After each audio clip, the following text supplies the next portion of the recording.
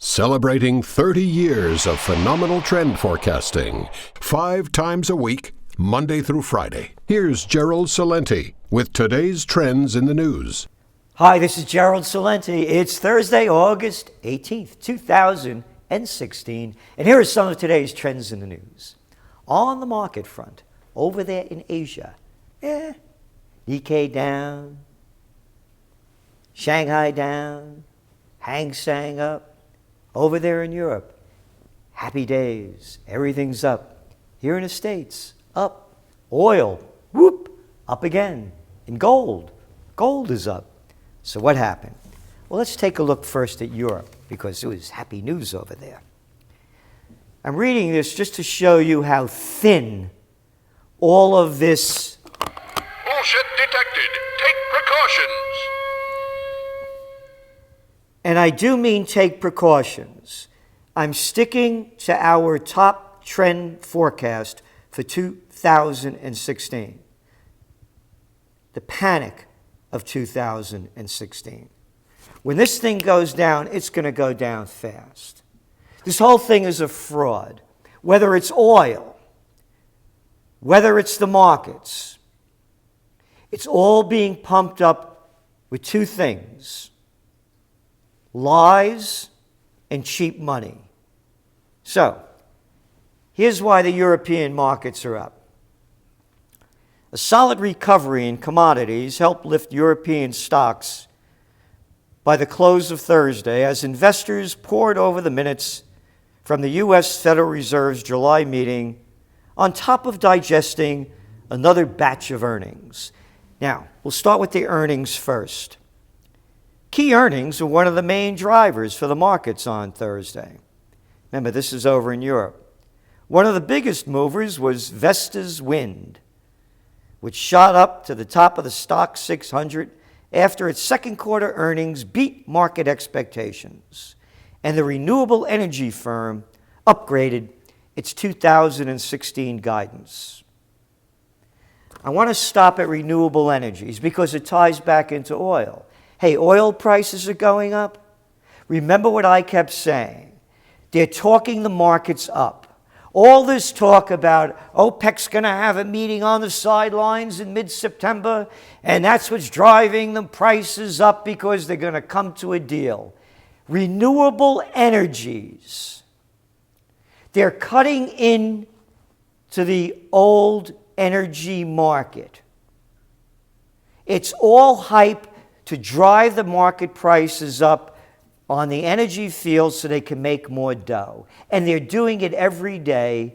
And hey, as long as they keep doing it and the traders are in the group pushing it up, they'll keep doing it. On to other news. This is why the markets went up. Wind. That's right. A lot of hot air blew it up. Here's the other reason why in Europe. Another strong performer was travel group Thomas Cook, which jumped 7.5% after it signed a supply deal with WebJet. Yeah, that's going to create a lot of jobs along the way. That's a good reason for the markets to go up. None of these are. Swiss food giant Nestle said its first half sales grew 3.5%, missing analysts' expectations. Commodities were on a winning streak on Thursday as basic resources outperformed its fellow sectors. Basic resources, commodities. In order for commodity prices to go up, imports and exports of countries have to increase. We gave you the information on China's lousy import-export numbers in yesterday's Trend Alert. We've showed you how first half GDP in the United States grew the grand total of 1%. So when El Presidente of los Estados Unidos, the dictator-in-chief who signed more executive orders than anybody else before him, that does what he wants to do and then gets up to address the nation and say that anyone that is saying the U.S. economy isn't strong is peddling fiction. Yeah, the fiction teller himself, Barack Obama. Hey, Barack, I know you only listen to Beyonce and that other bad rap. See if you can hear this one. You're the fiction teller because, hey, look at the GDP number that your government put out for the first half of this year. It grew 1%. You know what that is? That sucks. Yeah, that ain't fiction. That is fact. Hey, now let's take a look over there in Europe. First half GDP grew the grand total of 0.4%. Commodity prices going up as demand is down. Why? It's rigged. When this thing crashes, man, it's going to be fast, instant, full, hard, and global. That's my forecast. Here, show you how great things are around the world. Japan's July exports dropped 14% on year. Well, the reason they went down is because the yen is strong and they can't export a lot of product. Yeah, I've heard that one before. So if the yen is so strong, all you prostitutes that shoot your mouth off all the time, the same old group that they keep bringing back on Bloomberg, on CNBC, because they only want to hear the same old... Oh, come on now. That ain't even bullshit. That's horse shit. That's right. The same ones that keep peddling the same horse shit will say, well, Celente, what's wrong with you? The yen is strong, so their exports are weak. So I would say to them, okay, man, gotcha. So if the yen is strong, and so strong, they should be buying a lot of stuff, right? Yeah. Imports tumbled 24.7%. I'm going back to that why stocks went up over there in Europe on strong commodity prices. We saw imports slowing dramatically in China. Exports slowing. And commodity prices are going up? Based on what? Oh, I know. Wind sales, and Thomas Cook made a deal with Webjet. Yeah, okay, good. And I got a bridge in Brooklyn, man. I could sell you really cheap. So, I want to stay on the energy. Because here's what they're saying. This is the way the prostitutes work things. Many OPEC members have been hurt badly by a collapse in oil prices over the last 2 years. While some Gulf oil exporters have very low output costs, other producers, such as Iran and Venezuela, the two countries the Americans have learned to hate because of the prostitute media that puts out for their Washington John. That's the only two countries that they mention.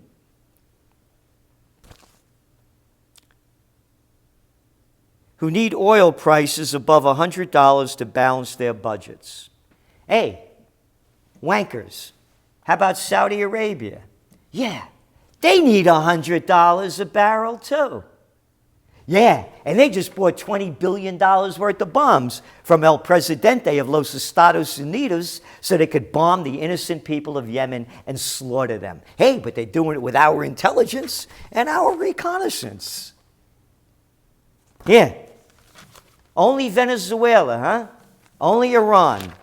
Oslo ruffles feathers as it taps wealth fund for the first time in 2 decades because of falling oil prices and lower return on investments. Look at all the Fitch downgrading from the oil-rich countries in the Gulf, but they don't mention one word. You know why? Because they're prostitutes. They're low-life media whores. So, other great news why the markets went up today. Mortgage applications fell 4%. Even as rates sit near record lows. What's going on? Where is it going? How is it going to affect us? We'll tell you how. Yesterday you got your trend alert. And you know what that trend alert said? Market boom, market bust. What's the future? Well, that was yesterday. Today, Trends Monthly. That's right, your Trends Monthly. Where are we going? What will it look like? How will it affect you? What are the dangers? What are the opportunities? They're all spelled out here. Remember, you just got your TrendsJournal not more than 3 weeks ago. You got a Trend Alerts, 2 of them since then. And now the Trends Monthly. Central banks and lies and lies and more lies. I break this down to you going in a question and answer narrative that puts the whole picture in place, where it's going and what to expect to happen. Other stories on the entrepreneurs, how it's going to affect the business you're in, the business you may want to move into, the profession you're in, the profession you may want to move out to. All this information. Plus, here's a big one. You know, I'm the guy that coined the term clean foods. That's right. Back in 1993, New York Times even did a story on it. Well, get ready for this one. You want to see a big investment opportunity? Try clean phones. That's right. And there's much more in this. Besides the clean phone bonanza, chatbots, the next big thing. You want to take control of your life? Start taking control of public funds. That's right. It's a trend. It's happening. It's part of our TrendsJournal feature story, people power. It's happening. Artful aging. More about that as well. You know, I keep saying 2 of the biggest trends, clean food, clean water. Much more in your Trends Monthly. Now, let's move on to some geopolitical news.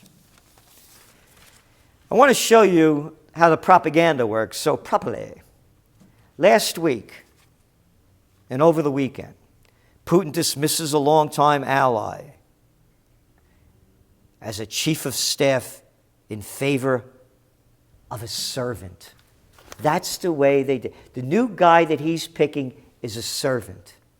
How come when America has a new chief of staff, they don't make it like this, huh?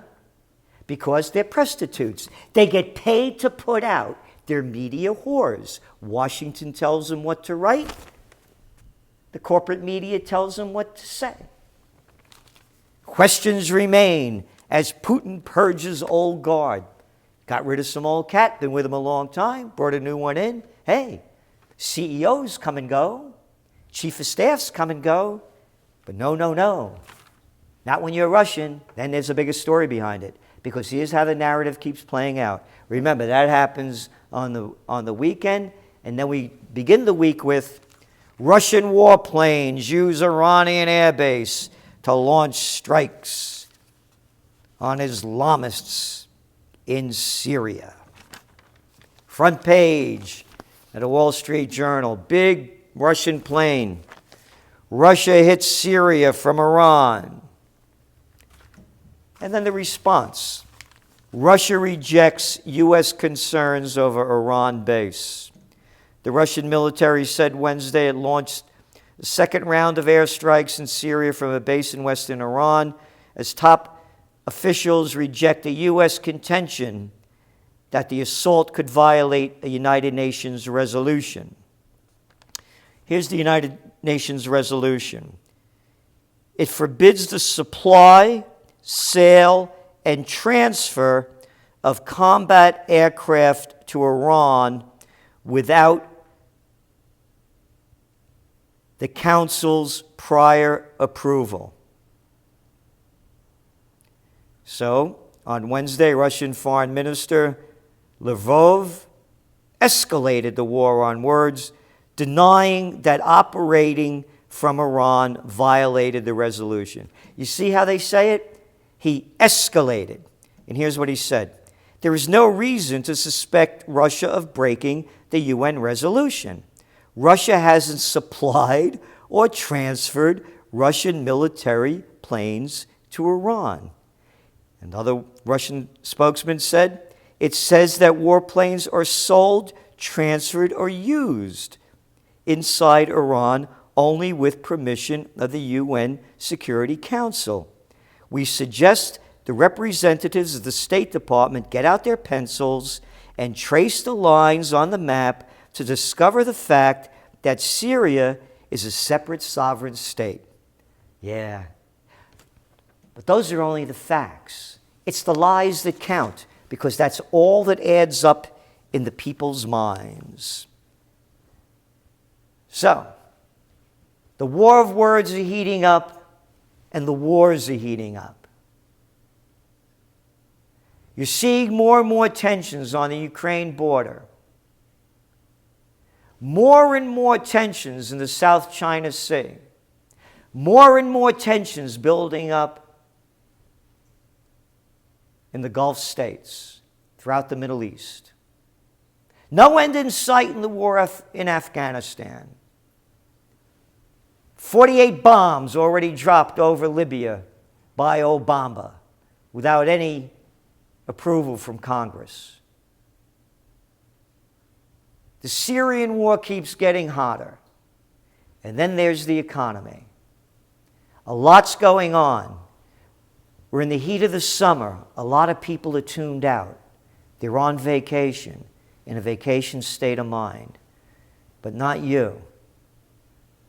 You're reading history before it happens with the TrendsJournal, the Trend Alerts, and this month's Trends Monthly. This is Gerald Celente, and that's some of today's trends in the news.